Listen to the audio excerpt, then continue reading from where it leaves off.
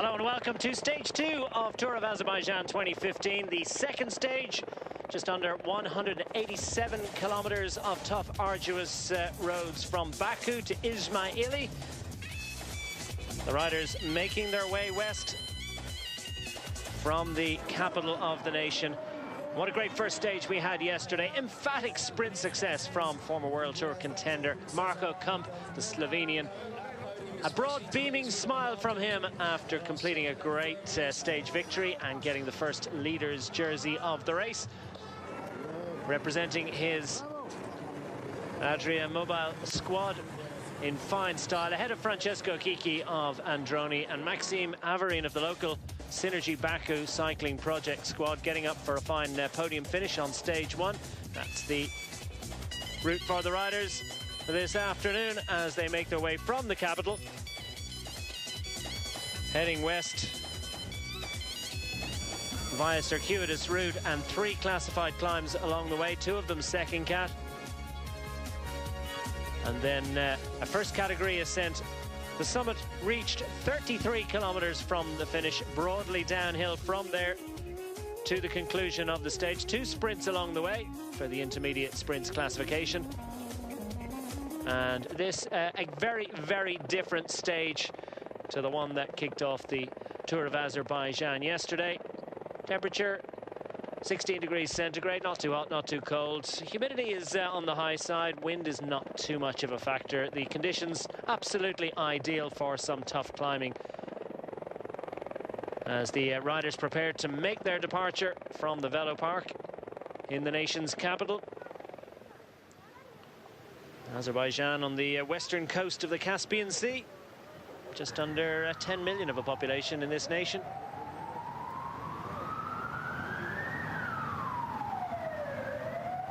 Teams and riders getting set for just under 187 kilometers of tough racing this afternoon. Marco Kump wearing the leader's blue jersey. He's locked on time. No time bonuses in this stage, and then it's the site of the BMX Velo Park. Of course, wonderful sporting infrastructure in this nation as they get set for Baku 2015, the inaugural European Championships from the Olympic movement. And Baku, and indeed the entire Azerbaijan nation, have put their heart and soul into this Games. A Baku shooting centre there, resplendent in all its glory. Verdant fields awaiting the arrival of the top European competitors in just a few weeks' time. The first sprint of the day taken by Maxime Avarin, sprinting well once more, leading home his teammate Alexander Surutkovic, and Samli third across the line. First mountain of the day also going to the Baku Synergy Baku team, Alexander Surutkovic. 16 riders in total managed to extricate themselves from the peloton and contest these early mountains and sprint points. Surutkovic showing impressive performance, 31 years of age now. It's his 3rd year on this team. And Maxime Avarin once more following him through. Other riders in the move. Konstantin Klimitniakau.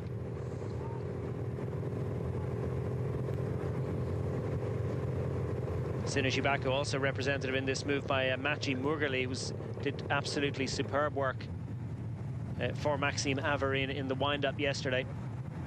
Now a very different characteristic of a stage. The lead group with 2 minutes and 45 seconds, and Magnus Backstedt is alongside to survey the scene. And the sheer size of this group, Magnus, makes it a danger for the riders behind. It definitely does, and some very classy bike riders in here as well. You know, it is basically who's who of the general classification. Chris Horner's made his way in here, as well as a few of the other top names. There's the Dome Mausoleum, Shamaki, constructed around about 150 years ago. At this cemetery close to Shamaki. It probably belonged to the family of Mustafa Khan. Somewhat in a state of disrepair, but still wonderful representation of the history of this proud nation. An altogether different side of the Shamaki Mosque. First built in 743. The first mosque in the Caucasus, completely renovated, as you can see, back in the 1970s.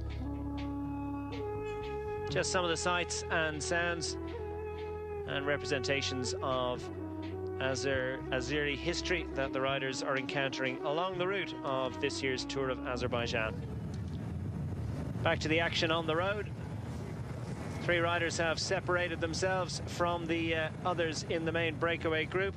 This is Maxime Averin going for sprint points, so the Synergy Baku team tying up the mountains and the intermediate sprints along the way. And that's a relatively comfortable one for Maxime Averin, who adds more points towards that competition. So the local Azeri riders and the Azeri team going very well indeed. Primoz Roglic now sitting behind Averin. It's stage 2 of Tour of Azerbaijan. The riders making their way from Baku to Ismaili over a total of 187 kilometers.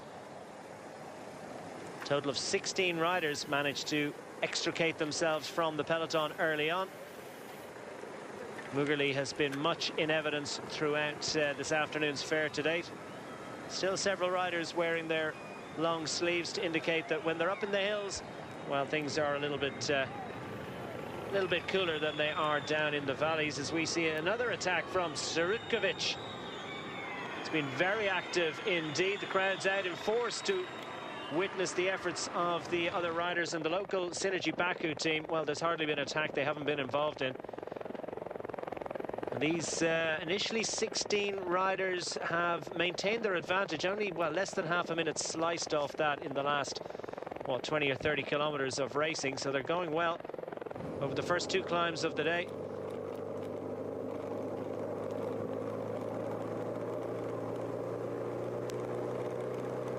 And making their way down. Bit of a crash up there.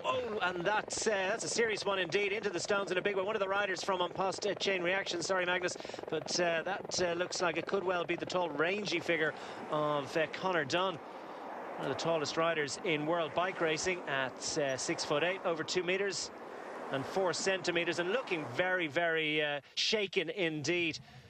What happens? Well, he looks like he just carried too much speed in there. Well, definitely struggling to really get the tires to stick, and probably coming in a little bit too hot, and just basically went straight over the top of it. It didn't look like it was too heavy a fall, though.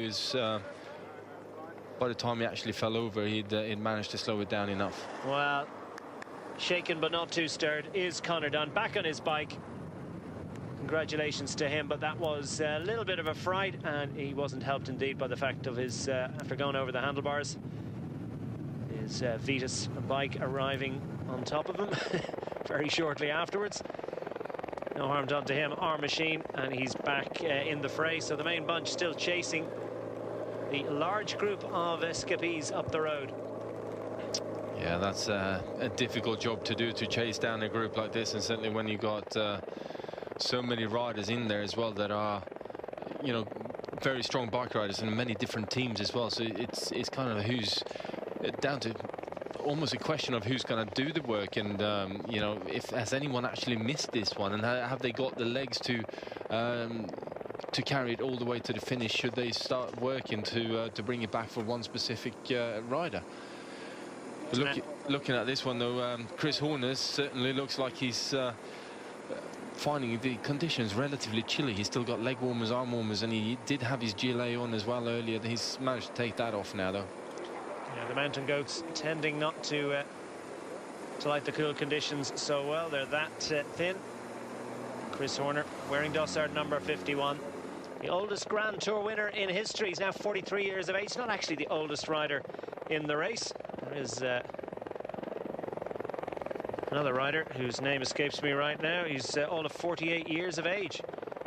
He's not going to be enjoying these conditions, as this breakaway group is splitting into 2s and 3s. Group of 2, then 4, then 3 on the hill. Second climb of the day. Does actually look like Roglic from Adria Mobil going up the road there. Certainly one of the Adria riders. Primož Roglic of Slovenia and Adria Mobil is in fine form indeed, and no surprise that he'd be going well in this stage, because he actually won this equivalent stage 12 months ago. And that's also a style that I do recognise on the wheel there as well. That is Matej Mugelj. Matej Mugelj going well. Wearing dossard number 44, the Slovenian rider, 33 years of age now. And sitting on the wheel of Primož Roglic of Adria Mobil. Two Slovenian riders riding for different teams. The Adria Mobil squad, Slovenian base. Synergy Baku, of course, the local Azeri squad, created with the intention of providing a vehicle for the very best local talent to try and learn the trade of professional bike racing, with the intention of making it through as a first step to the Rio Olympics next year. Riders further back, that's Klimeniako, Konstantin Klimeniako of the Minsk Cycling Club, who looks like he's struggling a bit on the hill. Went well a little bit earlier on. And the Kazakh national squad, represented on this occasion by Oleg Zemnikov. Little look over his shoulder as if to say, well, who's going to help me? He has got a teammate a little bit further up the road. That's Shushimon, Alexander Shushimon, 53, third.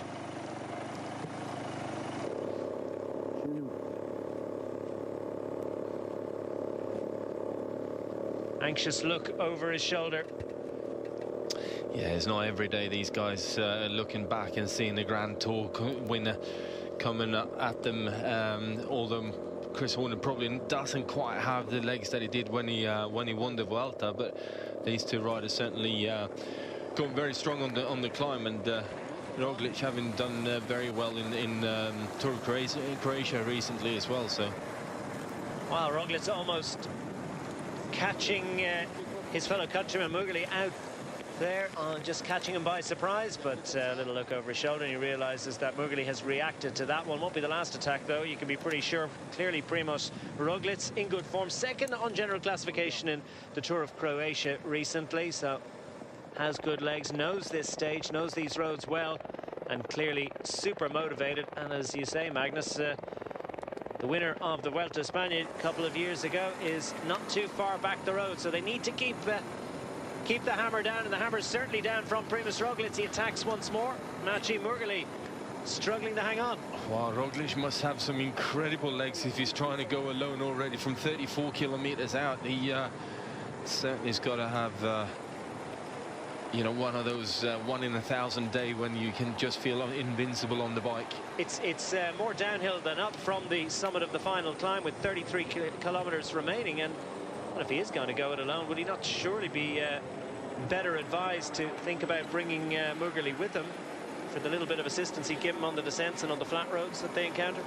Yeah, I certainly would have done so. You know, it's I mean, it's an interesting tactic that he's putting in here, Roglic, but he's certainly looking very, very strong. Well, it's an exciting one. It's all attack. Not too much thought behind this one, apart from a desperate urge, a desperate need and a hunger to shake Mugelj from his wheel. Mugelj keeps coming around him as if to say, well, I'll set a tempo that would suit me. If you would just stick to it, that'd be excellent. But of course, then he has to look over his shoulder to see what's coming behind. You can be sure it doesn't be long coming, and it's another attack from Roglic. He's just settled in there for a moment, and these two riders surveying the scene behind them. Where is Chris Horner and the rest of his breakaway companions? Chris Horner, who struggled to get a team this year, and after loads of injury problems and other issues last year with Lampre Merida, the team he moved over to after winning the Tour of Spain. By some considerable margin, the most impressive CV of any rider in this year's Tour of Azerbaijan.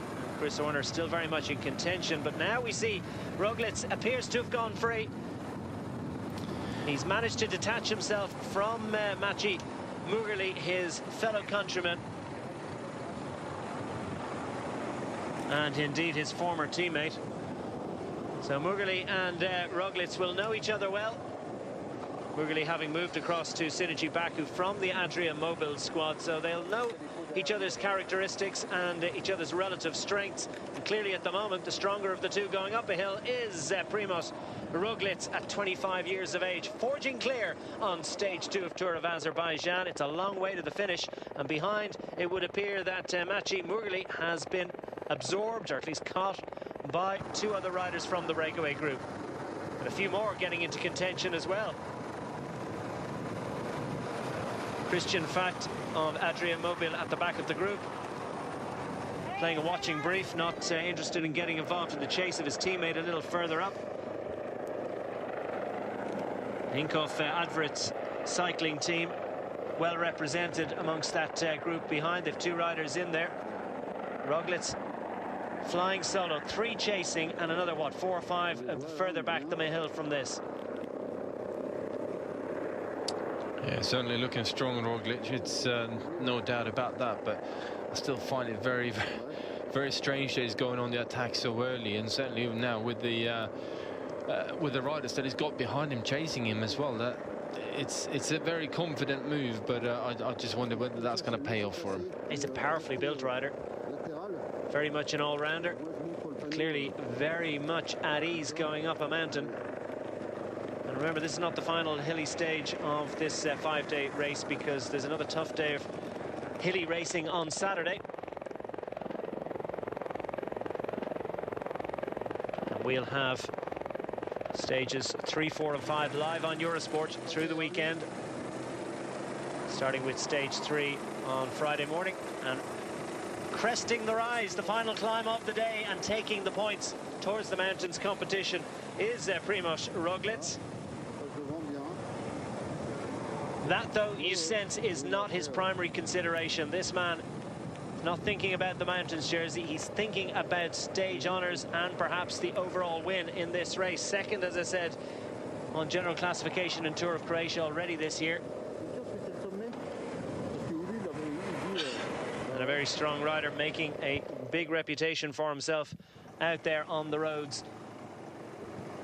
On the road to Ismaili. Jesper Oekelin of the Netherlands, second across the line. And Chris Horner takes the points for third. Roglic it is that leads the mountains classification going into stage 3, so he'll take over that red mountains jersey, worn today by Synergy Baku's Elchin Azadov. And more sights and sounds from Baku along the road as the mountains are completed. These the sun panels and wind generators at Gobistan. An important development for this fast developing nation. Solar panels with 1.8 megawatts capability. 3 wind turbines of 2.7 megawatts have been built here. So we then, by way of contrast, take in the sights of the Dira Baba tomb, a vault of the Muslim saint constructed inside the mountain back in 1402.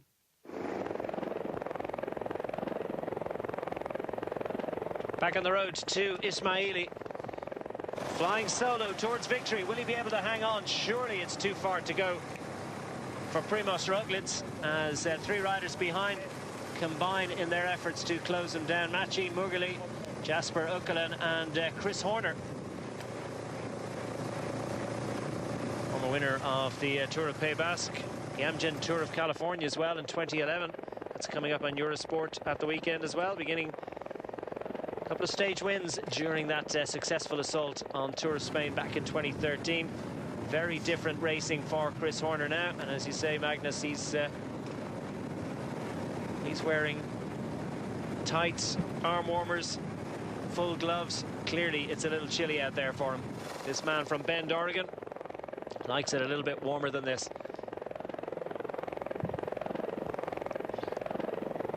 I just find it very interesting that Roglic has just managed to put so much time into those 3 riders in such a short space of time. Another view of the Ismaili Olympic Centre in the finishing town. Inside the final 3 kilometres now for Primož Roglič. What an extraordinary performance it is for this man from Adriamobil as he's racing through the throngs on either side of the road. Inside the final 3 kilometres, surely they're not going to be able to close him down, despite the best efforts of those 3 riders chasing behind. Roglič, a powerful, compact rider, goes well up a hill, clearly goes well down a hill as well. And surely he's not going to be closed down by these 3 riders behind. The gap at this point looks as if it's, what, well over 30 seconds, probably closer to a minute. And Roglič has the brief respite of being able to freewheel substantially downhill for the last, well, 33 kilometres, and very specifically for the final 3 kilometres into the finish line. Roglič can enjoy this moment. He's on his biggest gear, right down the bottom of the block and on the big ring as he hunches over the bars and gets the watts down as best he can. That'll be a welcome sight. That is the kite indicating 1 kilometre to go. Sorry, 2 kilometres to go, actually. No, take it all back. There's the kite, the triangle indicating that we have 1 kilometre to go into the finish at Ismaili. For Primož Roglič, as I say, won this stage 12 months ago, won't be denied once more. And heading, I think, too, into what looks like a commanding lead on general classification on the sort of form he's demonstrated so far this year, and once more this afternoon he's going to be very, very difficult to unseat from the lead over the remaining 3 stages. You can be sure that Synergy Baku Cycling Project, the local squad, and indeed Chris Horner and his cohorts from the United States, from Airgas Safeway Cycling Team, will be trying to construct the possibility, but at the moment completing the job, tiptoeing around those final 2 turns and into the final 150 meters. It's been an exemplary performance from Primož Roglič, the Slovenian, 25 years of age, as he races through the final 50 meters, trying to make up as much time as possible on general classification. But finally he lifts his hands in the air and takes victory on stage 2 of Tour of Azerbaijan 2015. Primož Roglič takes victory, and with it the overall race lead. Well, a pretty stunning performance from him as we wait for the next 3 riders through the final couple of turns. And, well, it's definitely not a minute advantage at the moment. And racing to glory, not quite the glory that he'd hoped for, is Synergy Baku Cycling Project's Slovenian Maciej Murgeli makes it Slovenian 1-2 on the day, just holding off Chris Horner for 2nd place on the day.